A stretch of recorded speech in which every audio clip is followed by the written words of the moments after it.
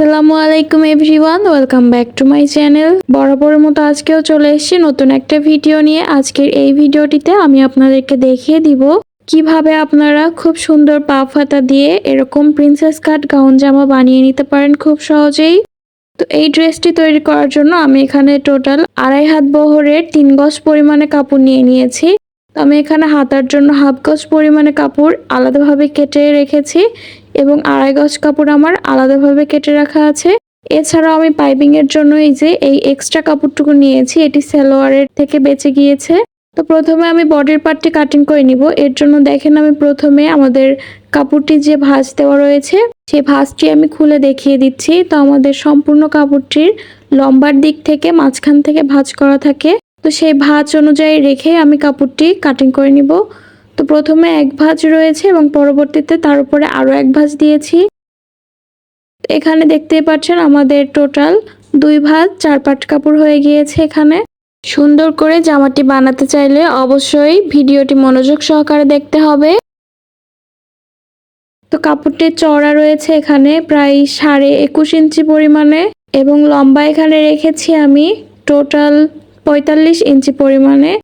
আমি যে সাইডে রয়েছি এটি বন্ধ সাইড রয়েছে এবং অপোজিটে খোলা সাইড রয়েছে। তো আমি আরো একবার দেখিয়ে দিচ্ছি, এখানে টোটাল 4 পাট কাপড় রয়েছে। তো ড্রেসটির অ্যাকচুয়াল লেন্থ রয়েছে আমার 44 ইঞ্চি পরিমাণে, তবে আমি এখানে সেলাই মার্জিনের জন্য 1 ইঞ্চি বেশি নিয়ে টোটাল 45 ইঞ্চি কাপড় কেটে নিয়েছি। যেহেতু আমি নিচে পাইপিং অ্যাটাচ করব, এর জন্য আমার খুব বেশি একটা কাপড় লাগবে না সেলাই মার্জিনের জন্য, এর জন্য আমি এখানে 1 ইঞ্চি কাপড় বেশি নিয়েছি। উপরের দিকে আমি স্ট্রেট একটা মার্ক করে দিয়েছি শোল্ডারের জন্য। তো আমার শোল্ডার এখানে 14 ইঞ্চি, এর জন্য আমি 7 ইঞ্চিতে মার্ক করেছি। আপনাদের শোল্ডার যা থাকবে তাকে হাফ করে নিয়ে নিতে হবে এবং আর্মহোলের জন্য শোল্ডার যা নেবেন তার থেকে 1/2 ইঞ্চি বাড়িয়ে নিতে হবে। তো আমি এখানে 7.5 ইঞ্চিতে মার্ক করে দিয়েছি। মার্কগুলো স্ট্রেট লাইন কেটে দিয়েছি এবং আমি কোমরের জন্য 14 ইঞ্চিতে মার্ক করেছি এবং হিপের জন্য 21 ইঞ্চিতে মার্ক করেছি। এখানে আপনাদের বডি যা থাকবে তাকে 4 দিয়ে ভাগ করবেন এবং যা আসবে তার সাথে আরো এক্সট্রা 1/2 ইঞ্চি বাড়িয়ে নিতে হবে। তো আমার এখানে 10 ইঞ্চি এসে আমি 10 ইঞ্চিতে মার্ক করে নিয়েছি। আপনাদের অ্যাকচুয়াল কোমর যা থাকবে তাকে 4 দিয়ে ভাগ করতে হবে এবং যা আসবে তার সাথে আরো 1/2 ইঞ্চি এক্সট্রা যোগ করে নিতে হবে। এবং হিপের এখানেও আপনাদের অ্যাকচুয়াল যে মেজারমেন্ট রয়েছে তাকে 4 দিয়ে ভাগ করবেন এবং যা আসবে তার সাথে 1/2 ইঞ্চি এক্সট্রা যোগ করে এভাবে মার্ক করে নেবেন। আর্মহোলের এখানে 1.5 ইঞ্চি উপর একটা মার্ক করে সুন্দর করে শেপ দিয়ে নিয়েছি। তো তালপাটের জন্য ভিতরের দিকে 1 ইঞ্চি ভিতরে মার্ক করে স্ট্রেট লাইন কেটে দিয়েছি উপর থেকে এবং কর্নার থেকে 1.5 ইঞ্চি উপর একটা মার্ক করে এভাবে রাউন্ড শেপ করে দিচ্ছি।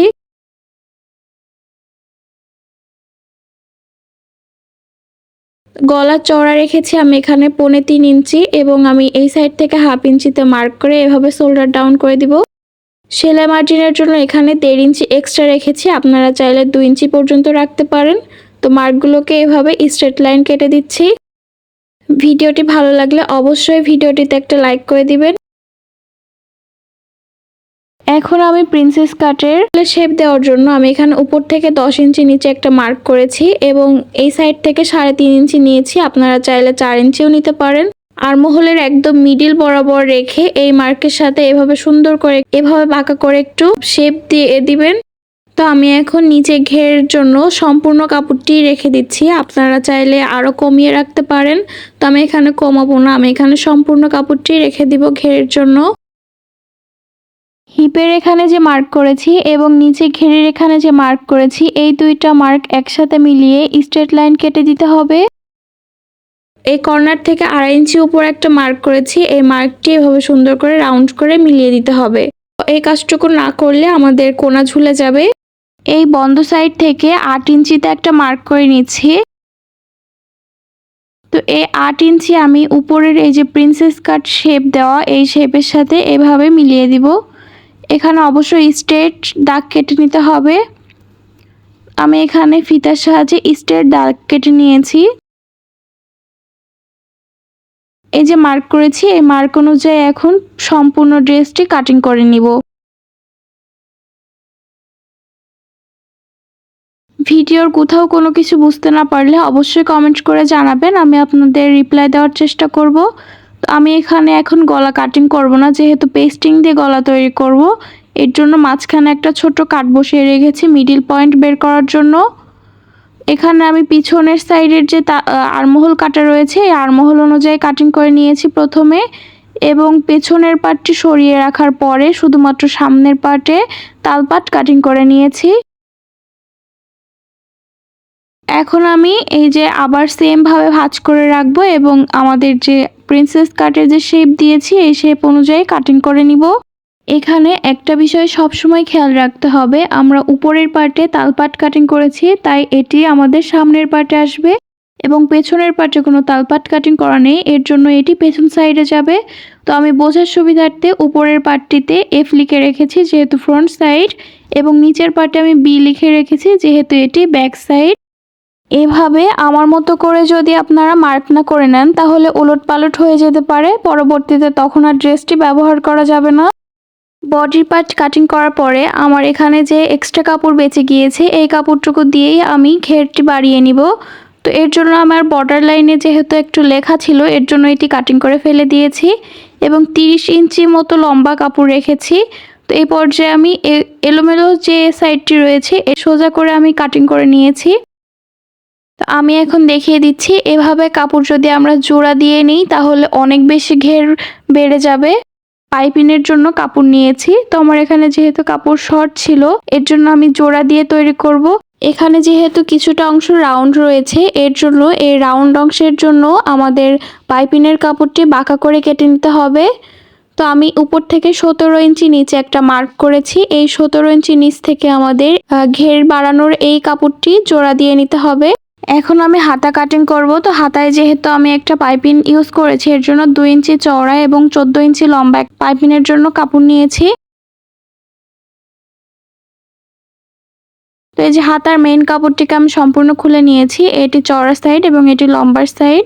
চওড়ার দিক থেকে আমি একবার ভাঁজ করে দিয়েছি এবং আরও একবার ভাঁজ করে দিব, টোটাল এখানে 4 পার্ট করে নিচ্ছি। লম্বা রয়েছে 16 ইঞ্চি এবং আমি চওড়ার দিক থেকে 10.5 ইঞ্চি পরিমাণে রেখেছি। আপনারা যদি এর থেকেও বেশি কুচি নিতে চান তাহলে আরও বেশি বাড়িয়ে কাপড় নিতে হবে। তো আমি যে সাইডে রয়েছে এটি বন্ধ সাইড, তো আমার অ্যাকচুয়াল লম্বা থাকবে 11 ইঞ্চি। আমি সেলাই মার্জিনের জন্য 1/2 ইঞ্চি বেশি নিয়ে 11.5 ইঞ্চিতে মার্ক করে নিয়েছি।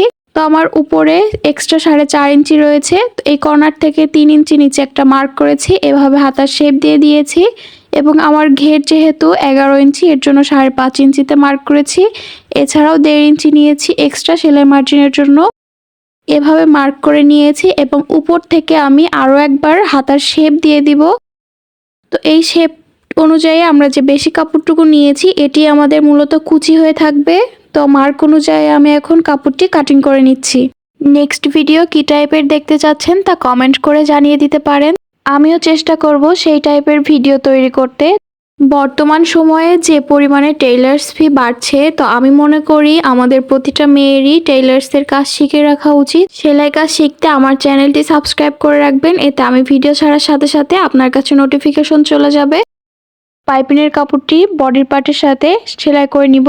পাইপিনের কাপড়টি আমি কিভাবে তৈরি করেছি দেখিয়ে দিচ্ছি। বাঁকা করে কিছুটা কাপড় কেটে রেখেছিলাম রাউন্ড অংশের জন্য, এই কাপড়টি আমি এখন জুড়িয়ে নিচ্ছি। কিভাবে জুড়িয়ে নিয়েছি এটি ভিডিওটি ভালোভাবে খেয়াল করলে বুঝতে পারবেন। তো আমি এই যে অপোজিট করে রেখেছি এভাবেই কিন্তু কাপড়টি রাখতে হবে এবং জুড়িয়ে নিতে হবে। তো আপনারা সেলাই করার আগে একটু সামনের দিকে নিয়ে দেখবেন যে কাপড়টি সোজাসুজি আসছে কিনা। তো আমি এই যে সেলাই করে নিয়েছি, এখন বাকি অংশটুকুর সাথে আমি জোড়া দিয়ে নিচ্ছি।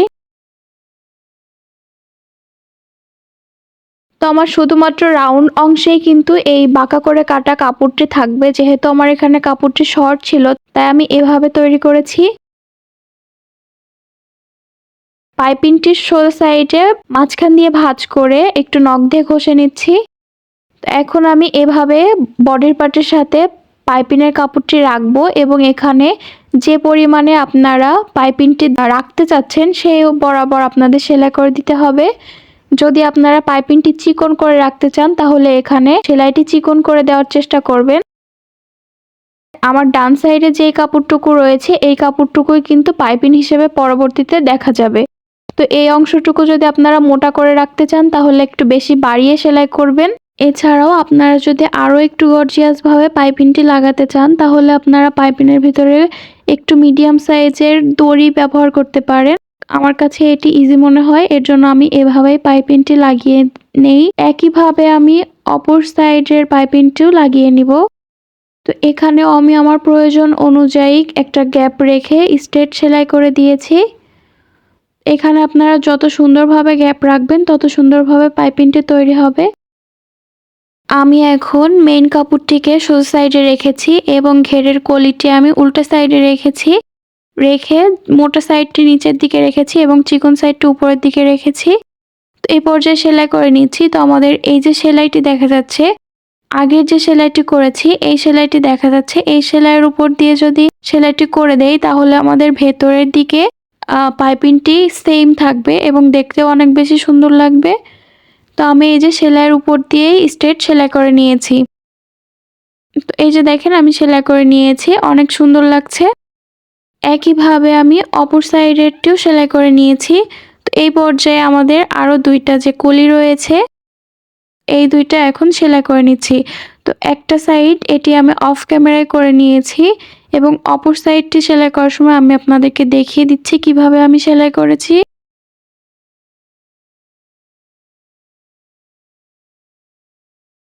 তো নিচের কাপড়টি সোজা সাইডে রেখেছি এবং উপরের কাপড়টি উল্টো সাইডে রেখেছি।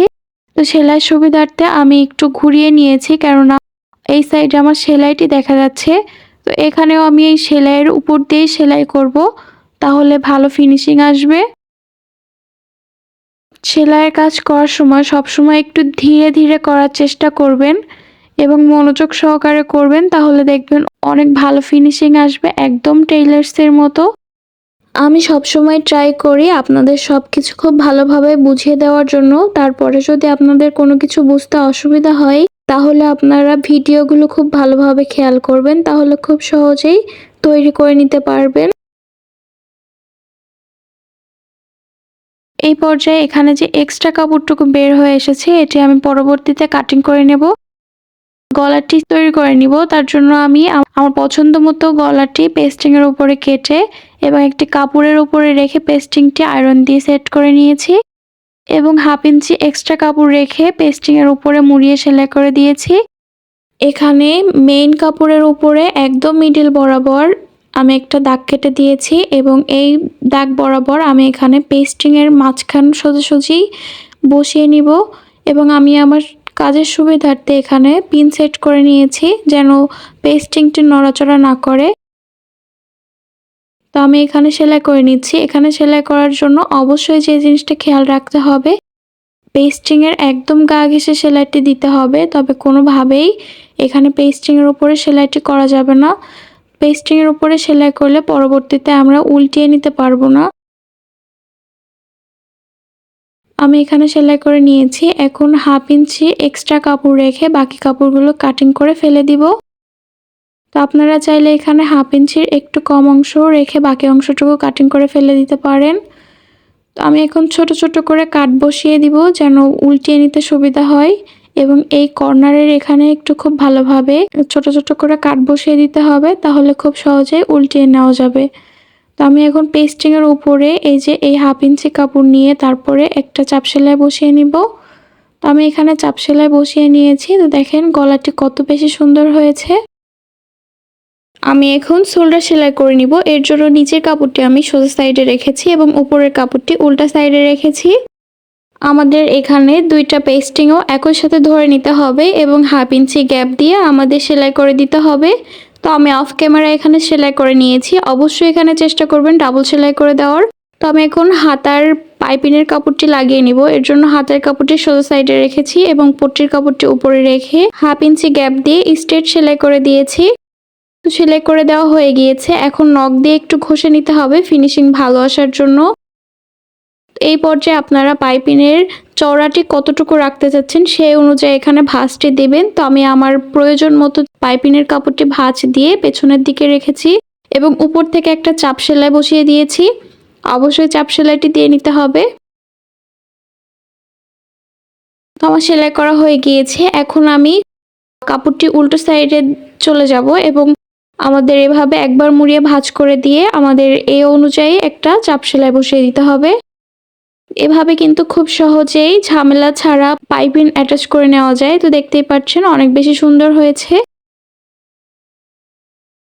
তো এই পর্যায়ে আমি হাতের কাপড়টিকে ভাঁজ করে নিয়েছি এবং খোলা সাইড থেকে আমি 6 ইঞ্চিতে একটা মার্ক করে নিচ্ছি। এই 6 ইঞ্চি আমাদের কোনো কুচি হবে না। 6 ইঞ্চির পর থেকে আমি কুচি দিয়ে নিব।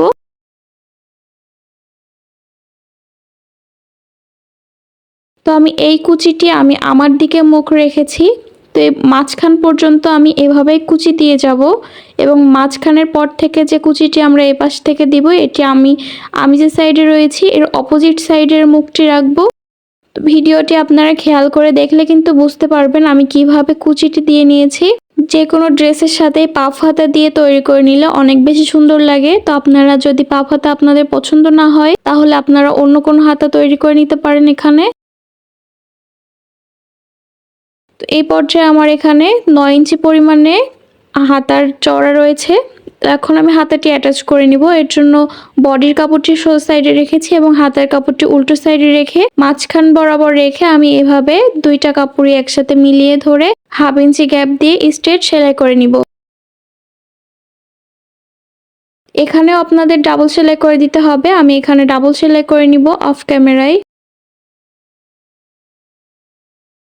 ভিডিওর কোথাও কোনো কিছু বুঝতে না পারলে অবশ্যই কমেন্ট করে জানাবেন, আমি আপনাদের বুঝিয়ে দেওয়ার ট্রাই করব। এছাড়াও ভিডিওটি ভালো লাগলে অবশ্যই ভিডিওটিতে একটা লাইক করে দিবেন। তো এই যে দেখেন আমাদের পাফ হাতাটি তৈরি করা হয়ে গিয়েছে। এখন এই যে এলোমেলো যে কাপড়টুকু রয়েছে বাড়তি কাপড় এগুলো কাটিং করে আমি রাউন্ড করে কেটে নিয়েছি খুব সুন্দর করে। বাড়তি কাপড় যদি আপনাদের হয়ে যায় তাহলে আপনারা এভাবে কেটে নেবেন। তো এখন আমি আমার ফিটিং মাপ অনুযায়ী এই যে সাইডে মার্ক করে নিয়েছি, এই মার্ক বরাবর আমি এখন সেলাই করে নিব। তো দুইটা সাইডে আমি মার্ক করে নিয়েছি। আমার ইউটিউব চ্যানেলটা বা ফেসবুক পেজটা একদমই নতুন। আপনারা যদি সাবস্ক্রাইব বা ফেসবুক পেজটি ফলো করে দেন তাহলে আমি অনেক বেশি খুশি হব। তো আপনারা প্লিজ ফলো বা সাবস্ক্রাইব করে দিবেন। এই পর্যায়ে আমি এখন 1.5 ইঞ্চি চওড়া কাপড় নিয়েছি। তো এই কাপড়টি লম্বা আপনাদের জামার ঘের যে পর্যন্ত থাকবে সে পর্যন্ত আপনাদের নিয়ে নিতে হবে। নর্মাল ভাবে যদি ড্রেসটা তৈরি না করে এভাবে প্রিন্সেস কাট দিয়ে ড্রেসটি তৈরি করে নেন তাহলে অনেক বেশি ঘের বেড়ে যাবে। আমার এখানে প্রায় 120 ইঞ্চি মতো ঘের হয়েছিল।